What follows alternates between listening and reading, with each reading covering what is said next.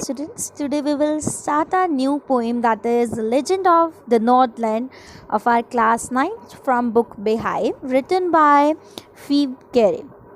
But a very interesting poem it is, and it is written by the poet Phoebe Carey. बहुत अच्छे poet है. And this poem is a ballet. Ballet मतलब क्या होता है बच्चे? बैले होता है कि एक ऐसी पोएम जिसको शॉर्ट स्टोरी की फॉर्म में लिखा जाए, that is a ballet. Ballet means a poem narrating a story in short stanzas. एक ऐसी पोएम जिसको हम शॉर्ट स्टैंजास की फॉर्म में लिखते हैं और उसको कन्वे करते हैं. ओके बेटा, so this poem is a ballet narrating a story in short stanzas. Ballet जो होते हैं वो एक फोक कल्चर का पार्ट होता है बेटा, जो कि पॉपुलर कल्चर चल रहा होता है और जिसको हम जनरेशन से पास ऑन करते जाते हैं. एक जनरेशन से दूसरी जनरेशन पे पास ऑन हुई ये स्टोरी, फिर आगे और पास ऑन हो गई, फिर आगे पास ऑन होती जाती है. That is particularly a ballet.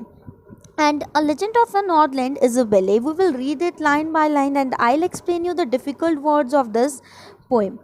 कि क्या क्या इसमें words use. तो बच्चे शुरू करते हैं इसको. This poem narrates the legend of an old lady who angered Saint Peter because of her greed.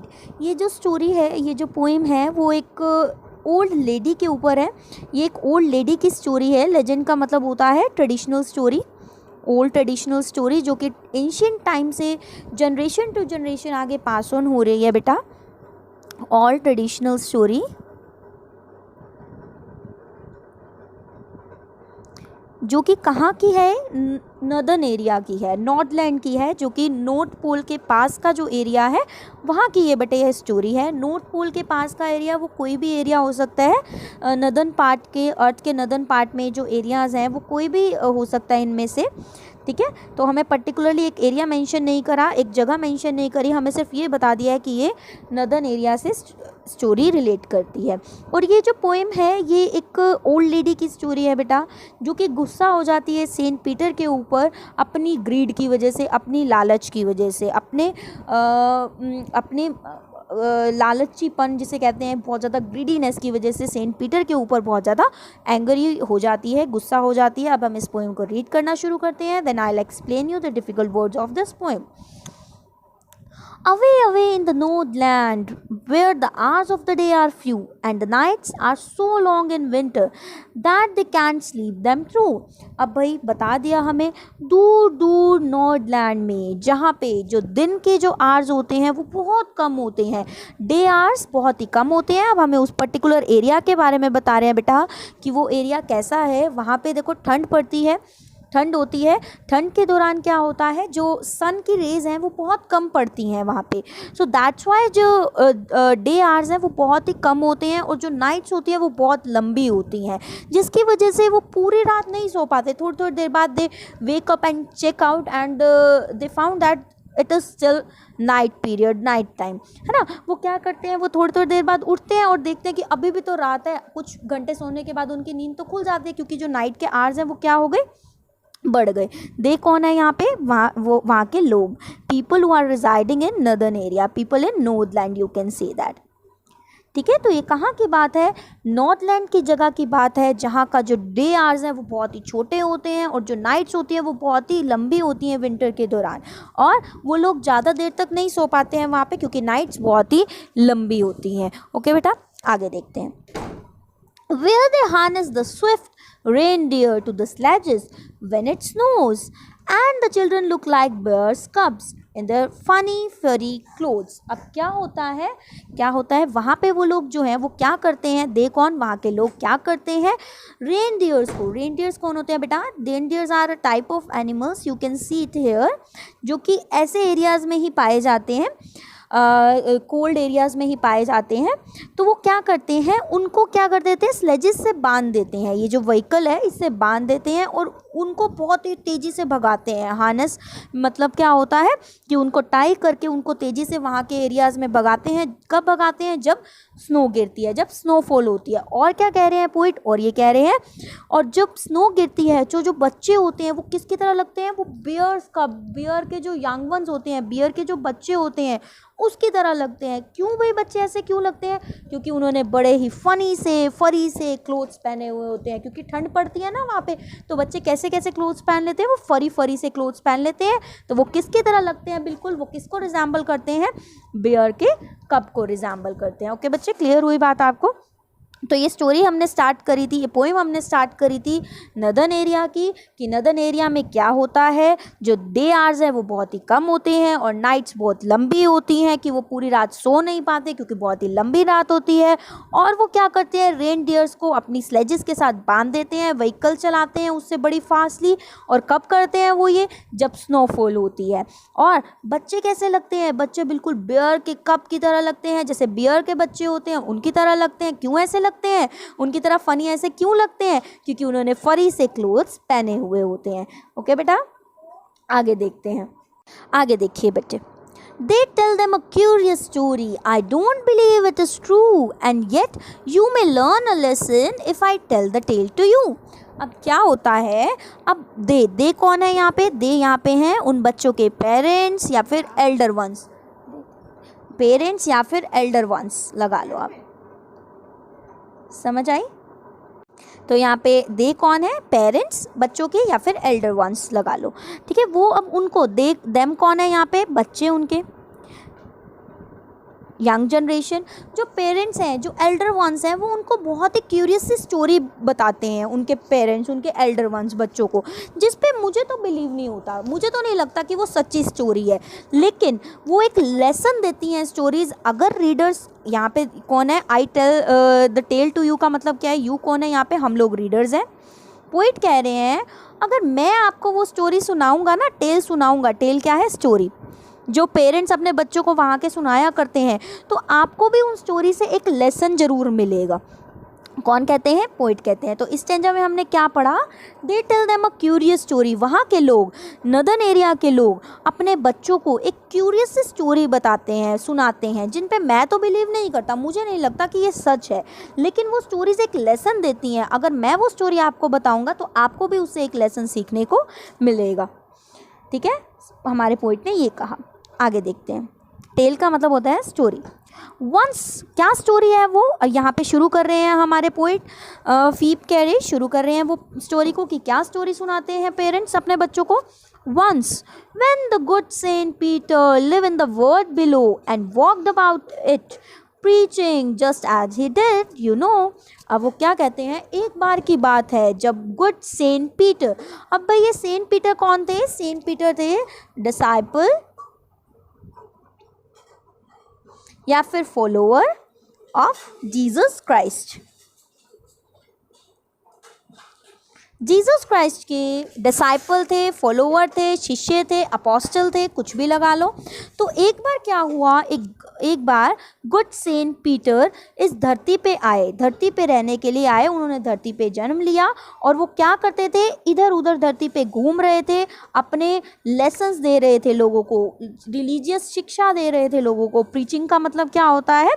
Religious lesson लोगों को सिखा रहे थे। Taught the religious lesson, religious lesson क्या करते थे वो? रिलीजियस लेसन देते थे लोगों को, शिक्षा देते थे।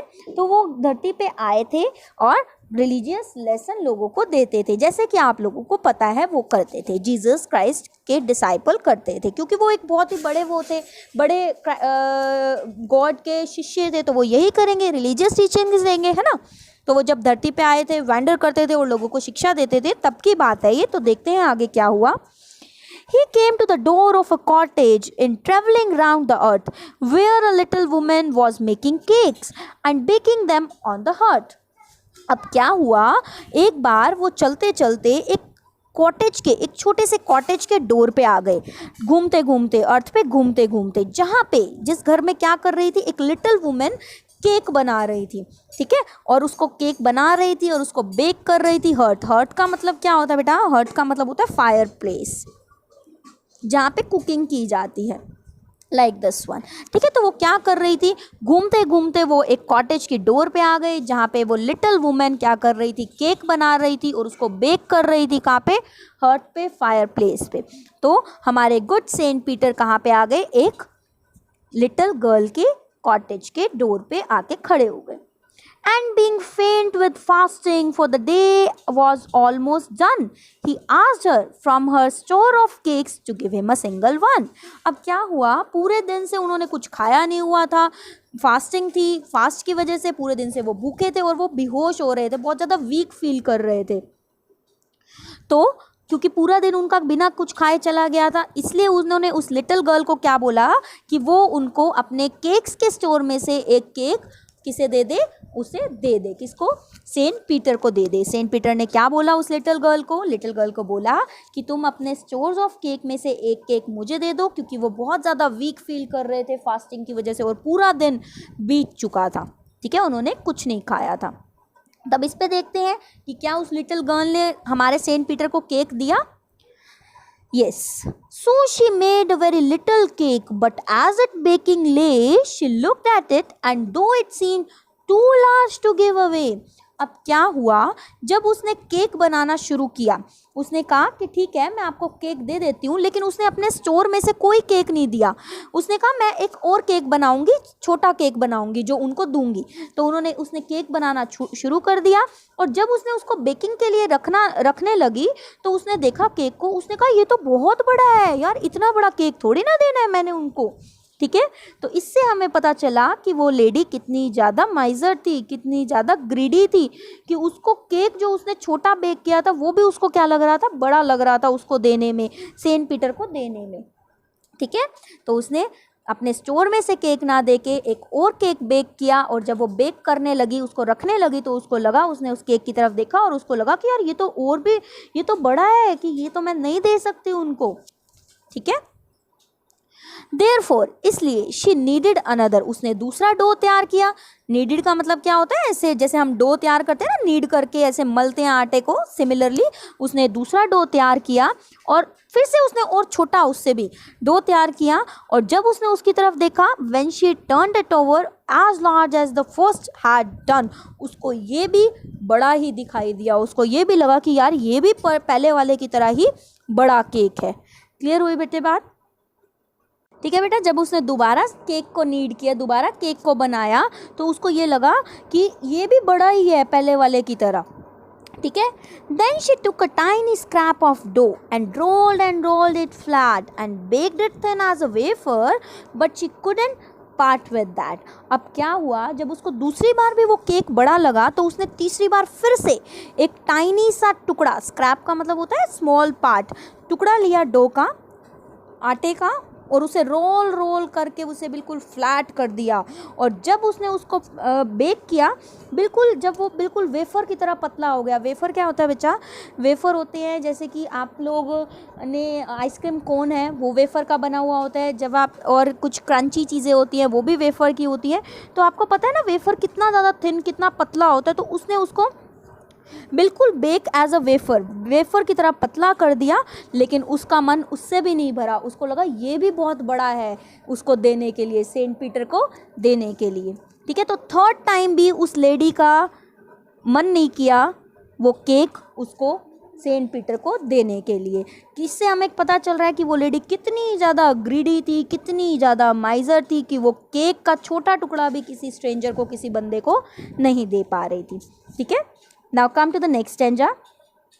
For she said, my cakes that seem too small when I eat them myself and yet too large to give away, so she put them on the shelf. अब उस पे क्या एक्सप्लेनेशन देती है? वो खुद कहती है, मेरे केक्स जो मुझे खुद बड़े छोटे लगते हैं जब मैं वो उसे खुद खाती हूँ, और बहुत बड़े लग रहे हैं जब मैं किसी को दे रही हूँ, ये सोच के उसने वो केक्स कहाँ पे रख दिए? अपनी शेल्फ में सजा के रख दिए, और सेंट पीटर को उसने कोई केक नहीं दिया।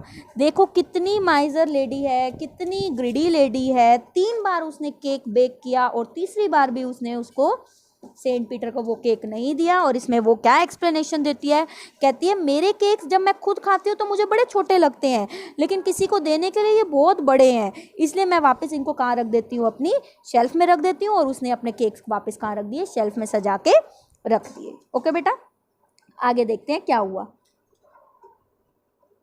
Then good Saint Peter grew angry, for he was hungry and faint.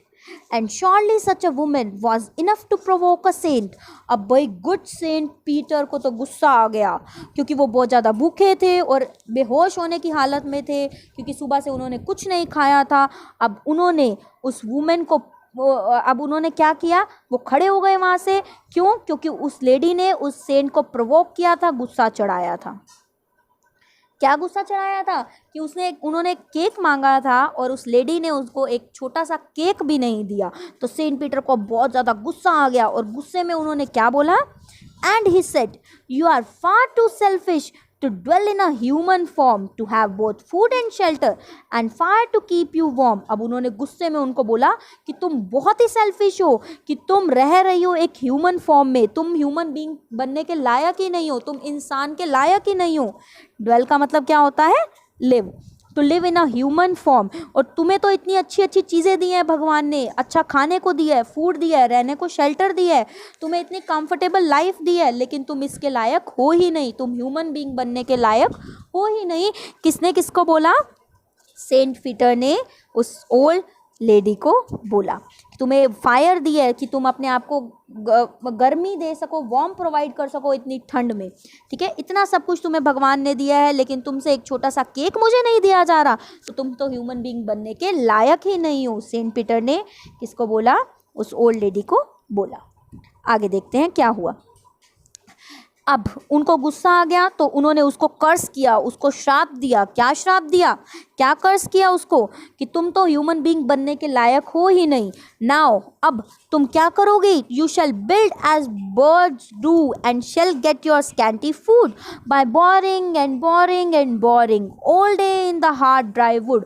अब तुम एक बर्ड की ज़िंदगी जियोगी। अब तुम जैसे कि एक बर्ड, एक वुड पैकर होता है ना बर्ड, वुड पैकर की तरह तुम जिंदगी जियोगी। तुम क्या करोगी, अपने लिए थोड़ा सा फूड भी इकट्ठा नहीं कर पाओगी, मतलब अपना थोड़े से फूड में गुजारा करोगी। स्कैंटी का मतलब होता है very less amount, very less in amount इकट्ठा करोगी। जैसे कि बर्ड्स जो होते हैं अपना खुद का घर बिल्ड करते हैं वुड के अंदर, अपनी चोंच मार मार के boring boring boring boring boring करते रहते हैं। बोरिंग का मतलब क्या होता है, होल डिग करते हैं उसके अंदर, वुड के अंदर अपनी नेस्ट मार मार के पूरा दिन हार्ड वर्क करते हैं ड्राई वुड के अंदर बोर करते हुए। अब तुम भी सारा दिन यही करोगी और स्कैंटी फूड इकट्ठा कर पाओगी अपने लिए।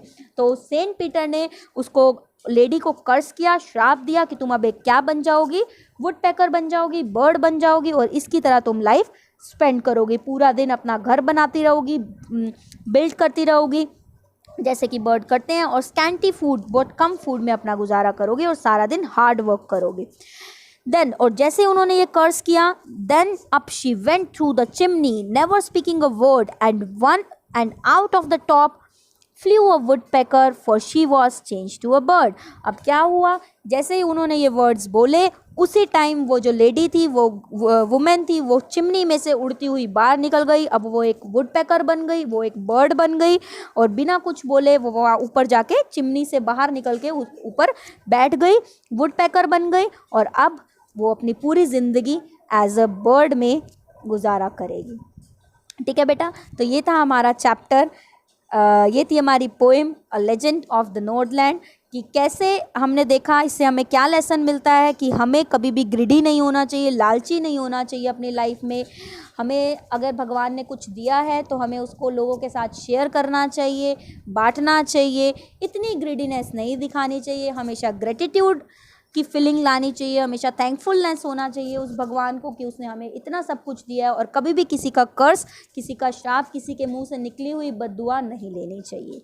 ठीक है बेटा, तो ये था हमारा poem a legend of the Nordland. I hope आप लोगों को समझ में आ गई होगी। 16 स्टैंजाज में ये बैले हमारी कवर हुई है बेटा, 4 स्टैंजाज ईच, 16 स्टैंजाज हैं और 4 लाइन्स के स्टैंजाज में डिवाइड किया हुआ है। बहुत ही इंटरेस्टिंग पोएम थी ये। अब हम इसके लिटरेरी डिवाइसेस देखते हैं इसमें जो यूज़ हुए हैं। सबसे पहले बेटा इसमें राइम स्कीम क्या यूज़ हुई है इस पूरी पोएम में, अगर हम बात करें तो इस पोएम में राइम स्कीम यूज़ हुई है। राइम स्कीम बेटा मैंने आपको पहले भी बताई थी, हम हर एक स्टैंजा के लास्ट वर्ड्स को देख के एनालाइज करते हैं। हर स्टैंजा में सेम हो रही है बच्चे, A B C B, check out करो। Reindeer A, snows, that is not rhyming with that reindeer, so we have allotted it B. Cubs, it is also not rhyming with reindeer or snow, that's why we have used the alphabet C here. Clothes, it is similar to snows clothes, that's why we have allotted it the symbol or alphabet B. So here the rhyme scheme used is A B C B. सारे stanzas में हमारी यही rhyme scheme follow हो रही है बच्चे, A B C B, पूरी poem में हमारी यही राइम स्कीम है A B C B। Okay बेटा, now come to the first literary devices use in the poem is alliteration. What is alliteration बेटा? एलिट्रेशन होती है जब हमारी लाइन में, किसी भी लाइन में कॉन्सोनेंट यूज हुआ हो, कॉन्सोनेंट की साउंड प्रोमिनेंट हो। कॉन्सोनेंट क्या होता है मैंने आपको पहले भी बताया था, अपार्ट फ्रॉम वॉवल्स। वॉवल्स क्या होते हैं हमारे A E I O U, इनको छोड़ के कोई भी अल्फ़ाबेट यूज़ हो दैट इज़ कॉन्सोनेंट। जैसे कि हमारे फर्स्ट स्टैंजा में बच्चे देखो, ये रहा हमारा दैट दे देम थ्रू, दो TH साउंड हमारा रिपीट हो रहा है, TH दो साउंड हमारा रिपीट हो रहा है, कॉन्सोनेंट TH। तो यहाँ पे हमारी कौन सी पोइटिक डिवाइस यूज़ हुई है बेटा? एलिट्रेशन। क्लियर हो गई बच्चे बात आपको? और अगर किसी को पोइटिक डिवाइसेस नहीं पता तो मैंने एक पूरी वीडियो बनाई हुई है जिसमें सारी पोइटिक डिवाइसेस एक्सप्लेन है अच्छे से, आप उसको चेकआउट कर सकते हो, वहाँ पे बहुत अच्छे से आपको क्लियर हो जाएंगे विद एग्जांपल्स। और देखिए कहाँ पे एलिट्रेशन है, वैसे तो बहुत सारी जगहों पे है, आप खुद फाइंड आउट करोगे, एक दो एग्जांपल्स मैं आपको दे रही हूँ। यहाँ पे देखिए फनी फरी, F consonant F is prominent, तो यहाँ पे भी हमारी कौन सी पोइटिक डिवाइस यूज़ हुई? एलिट्रेशन। ओके बेटा, यहाँ पे देखिए they tell them, again again हमारी यहाँ पे एलिट्रेशन यूज़ हुई है, ठीक है। तो ऐसे और भी बहुत सारी जगहों पे है, अब आप इजीली फाइंड आउट कर सकते हो एलिट्रेशन। सेकेंड पोइटिक डिवाइस कौन सी यूज़ हुई है बच्चे? हमारी यहाँ पे रिपीटिशन। रिपीटिशन क्या होता है? जब हमारा एक वर्ड रिपीट होता है, ठीक है ना। जैसे कि देखिए फर्स्ट लाइन में ही अवे अवे यूज़ हो गया ना, तो यहाँ पे हमारी कौन सी पोइटिक डिवाइस यूज़ हुई? रिपीटिशन यूज़ हुई। और देखो और भी नीचे हमारे बहुत सारे वर्ड्स रिपीट हुए हैं, ये देखिए rolled and rolled, again repetition आ गई। और आगे यहाँ पे हमारी रिपीटिशन यूज़ हुई है, बोरिंग एंड बोरिंग, ठीक है, ये भी रिपीटिशन यूज़ हुई है। ओके बेटा, तो यहाँ पे हमारी रिपीटिशन है। नेक्स्ट हमारी पोइटिक डिवाइस है सिमली। सिमली क्या होता है बेटा? सिमली होती है जब हम लोग कंपैरिजन करते हैं लाइक और एज यूज़ करके, लाइक और एज यूज़ करके हम लोग कंपेयर करते हैं, वहाँ पे हमारी सिमली यूज़ होती है। जैसे कि आप देखिए लास्ट स्टैंजा में ये रहा ब्लैक एज अ कॉल, बिल्कुल कोयले की तरह काले। अब क्या हुआ? Then she went to the, ये लास्ट स्टैंजा मैं बेटा समझाना आपको भूल गई, ये दो स्टैंजा ये मैं अब इसको कवर कर रही हूँ। जो हमने लास्ट ये रीड किया था, यहाँ पे सिमली यूज़ हुई है, तो मैं एक बार सिमली बताने से पहले ये स्टैंजा को एक्सप्लेन करूँगी। ये मैंने आपको बताया था कि वो बर्ड कैसे वुडपेकर बन गई वो लेडी, और वो चिमनी में से निकल के बाहर चली गई और बर्ड बन गई वो। और उसके बाद क्या हुआ? She had a scarlet cap on her head and that was left the same, but all the rest of her clothes were burned black as a coal in the flame। अब क्या हुआ? जब वो चिमनी में से बाहर निकल गई, वुडपेकर बन गई, तो उसके सिर पे एक कैप थी। जब वो वुमेन थी ना, तो उसने एक कैप पहनी हुई थी, तो वो कैप उसके हेड पे अभी भी थी। वुडपेकर बन गई उसके बाद भी उसके सिर पे वो कैप रही। स्कारलेट होता है बहुत ही ब्रिलियंट, बहुत ही स्मार्ट सी कैप, अभी भी उसके सिर के ऊपर थी, रह गई थी ब्रिलियंट रेड कलर की कैप। लेकिन उसके जो कपड़े थे वो क्या हो गए थे? जल गए थे, कॉल बिल्कुल ब्लैक हो गए थे कॉल की तरह, उस फ्लेम में, उस चिमनी में से निकल के। लेकिन सिर्फ और सिर्फ उसकी कैप उसके हेड पे अभी भी रह गई थी। ठीक है, इस पैरा में ये है. Next, and every country school boy has seen her in the wood where she lives in the trees till this very day boring and boring for food.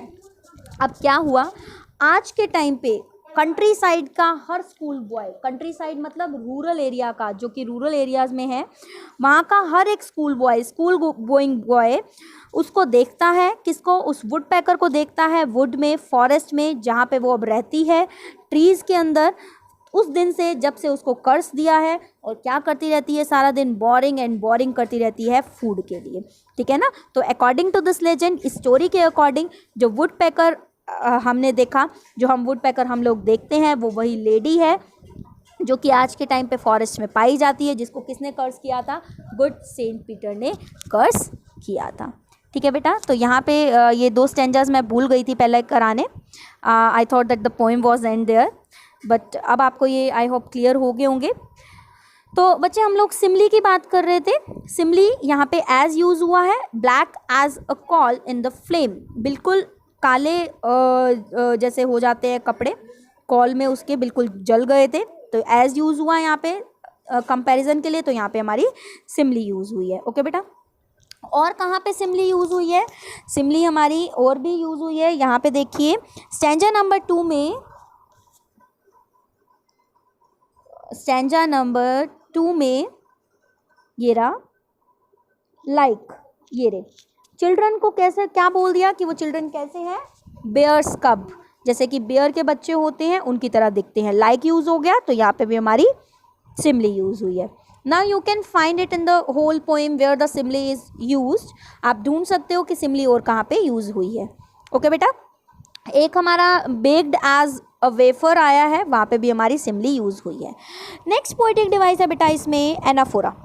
Anaphora देखिए, एनाफोरा क्या होता है हमारा? एनाफोरा हमारी वो पोएटिक डिवाइस होती है बच्चे, जिसमें हम लोग हमारी जो लाइंस हैं, मोर देन 2 लाइंस या 1 से ज़्यादा लाइन हमारी कंटिन्यू हो रही है सेम वर्ड से. जैसे कि ये पैरा नंबर स्टैंजा नंबर 12 देखिए, 2-2 सेकेंड और थर्ड लाइन हमारी किससे स्टार्ट हो रही है? 2-2 से, 2-2. तो यहाँ पे हमारी कौन सी पोएटिक डिवाइस हुई? Anaphora. Anaphora is a poetic device when more than 1 line start with the same word, या फिर consecutive lines start with the same word, there the poetic device used is anaphora. Okay बेटा. Next poetic device हमारी है last, enjambment. बच्चे enjambment क्या होती है? enjambment is the poetic device जब ये हमारी यूज़ होती है रनिंग लाइन्स में. रनिंग लाइंस क्या होती हैं? रनिंग लाइंस क्या होती हैं? जब हमारी एक लाइन कंटिन्यू हो रही है दूसरी लाइन तक विदाउट एनी पंक्चुएशन मार्क, कोई पंक्चुएशन मार्क यूज़ नहीं हो रहा, और वो लाइन चलती जा रही है दूसरी तीसरी लाइन तक, और उसके एंड में जाके पंक्चुएशन मार्क यूज़ हुआ है, बीच में कोई नहीं यूज़ हुआ, तो वहाँ पे हमारी कौन सी पोएटिक डिवाइस यूज़ होगी? एन्जैम्पमेंट यूज़ होगी. और आपको हर स्टैंजा में बेटा ये देखने को मिल जाएगी, सारे स्टैंजाज में ऑलमोस्ट ये है. आप देखिए 4th स्टैंजा में ये देखिए last 2 lines, and the night, यहाँ पे हमारा यहाँ पे था कोमा पंक्चुएशन लगा हुआ, and the nights are so long in winter that they can't sleep them through, यहाँ से लेकर यहाँ तक, और यहाँ पे हमारा पंक्चुएट हो रहा है. तो यहाँ पे हमारी कौन सी पोएटिक डिवाइस यूज़ हुई है? एन्जैम्पमेंट. ओके बेटा. तो एन्जैम्पमेंट आपको पूरी पोइम में मिल जाएगी, आप चेकआउट कर सकते हो इसको. देखो और अगर हम देखें तो यहाँ पे भी हुई है, एंड येट यू, यहाँ से लेकर यहाँ तक, ऐसे आपको पूरी पोइम में ये एन्जॉयमेंट देखने को मिलेगी. ओके बच्चे. तो ये थी हमारी poem a legend of the Northland. I hope आप लोगों को समझ में आ गई होगी. कोई प्रॉब्लम हो बच्चे तो मुझसे डिस्कस कर सकते हो आप. Thank you. और लाइक करना वीडियो को, चैनल को सब्सक्राइब करना.